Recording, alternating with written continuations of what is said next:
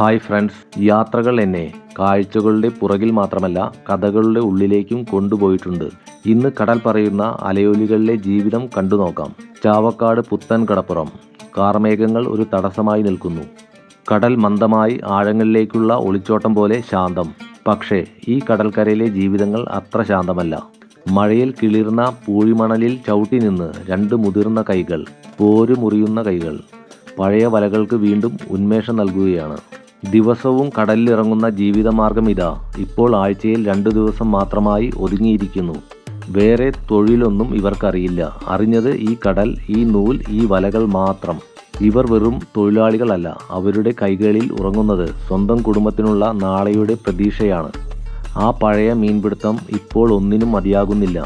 അഥവാ കടലിൽ പോയാലും കൂലിക്കും ഡീസലിനും വല്ലതും കിട്ടുമോ എന്ന് യാതൊരു ഉറപ്പുമില്ല. മീൻ കിട്ടിയാലും ചുണ്ടിൽ വയ്ക്കാൻ ഇവർക്ക് കഞ്ഞിയാകും മിക്ക ദിവസവും. കുട്ടികൾക്ക് പാഠപുസ്തകമാകുന്നത് സ്വപ്നങ്ങളുടെ താൾമറിച്ച പേജുകൾ. പഞ്ചാര നിറമുള്ള സ്വപ്നങ്ങൾ കാണുന്നവരാണ് ഇവരോരോരുത്തരുടെയും കുടുംബങ്ങൾ. ഇരുണ്ട മേഘങ്ങളിൽ പോലും വെളിച്ചം തേടുന്നവരാണ് ഈ മത്സ്യത്തൊഴിലാളികൾ. കടൽ എല്ലാ ദിവസവും ഇവർക്ക് ഒരു പരീക്ഷയാണ്. ഇവർ എഴുതുന്നത് ഉത്തരമല്ല, കരുത്താണ്. ഇവരുടെ കഥ ഇവിടെ അവസാനിക്കുന്നില്ല.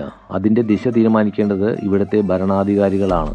നമുക്ക് പ്രതീക്ഷിക്കാം, ഈ തീരങ്ങളിൽ ഇനി ഗുണകരമായ മാറ്റങ്ങൾ തിരമാലയായി എത്തുമെന്ന്.